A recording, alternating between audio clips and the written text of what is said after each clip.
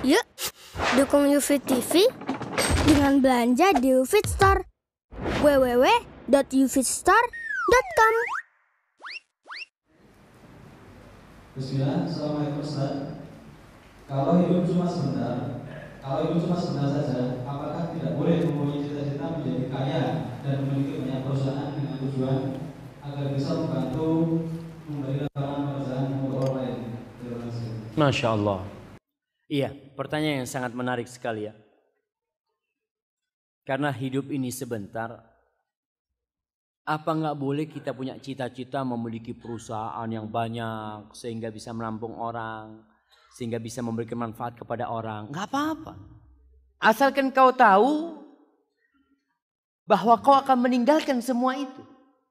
Kita tidak terpedaya. Ana tahu, ana perusahaan ini akan ana tinggalkan. Makanya ana berusaha untuk membuat perusahaan, memberikan manfaat kepada orang. Pahalanya itu yang ana harapkan.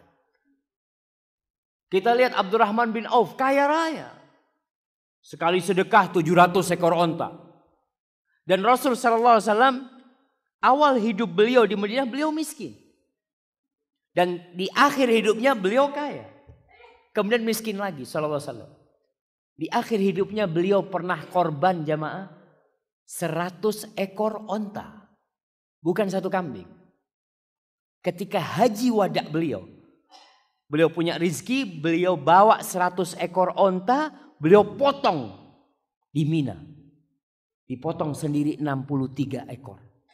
Nggak apa-apa kok kaya, silahkan. Tapi tidak tertipu dengan kekayaan itu. Jangan sampai kekayaan itu membuat engkau lupa dengan Allah Subhanahu wa taala. Pernah suatu hari Masjid Nabawi itu ada sahabat lagi ngobrol masalah kekayaan. Lalu Nabi keluar dari rumahnya. Nabi berkata alaihi salatu wassalam, la ba'sa bil ghina liman ittaqa.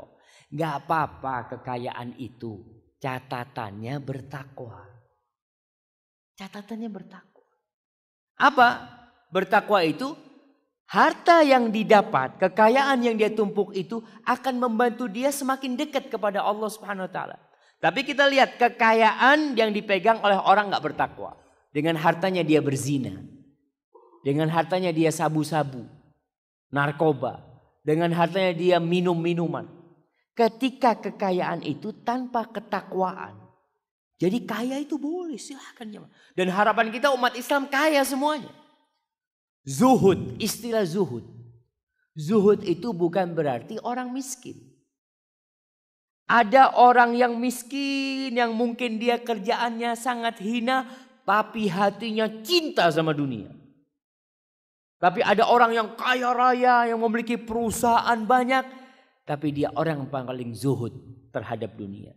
Zuhud itu artinya meninggalkan sesuatu yang tidak bermanfaat di akhirat nanti.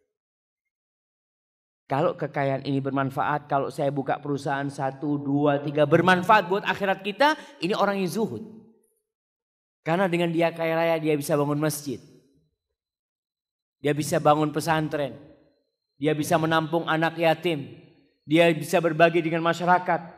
Dan ini sebagai sarana dan bukan tujuan.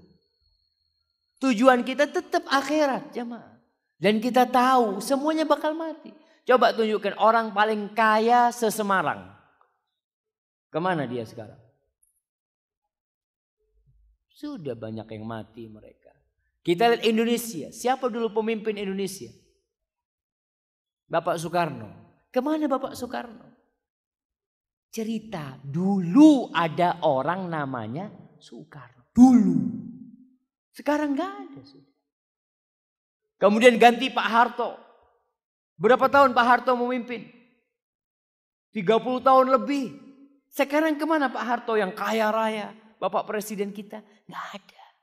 Dulu ada orang namanya Soeharto. Dulu. Sekarang sudah habis. Ganti kemudian Bapak Abdurrahman Wahid.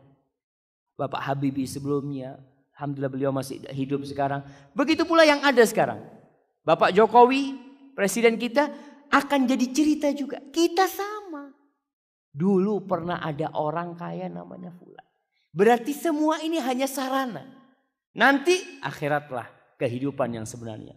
Jadi silahkan kaya. Harapan anak semua yang ada di masjid ini jadi orang kaya yang bertakwa. Tiap orang paling tidak punya tabungan 1 miliar lah. Amin. Masya Allah. Kalau suruh amin jemaah. Nah, barakallahu fikum.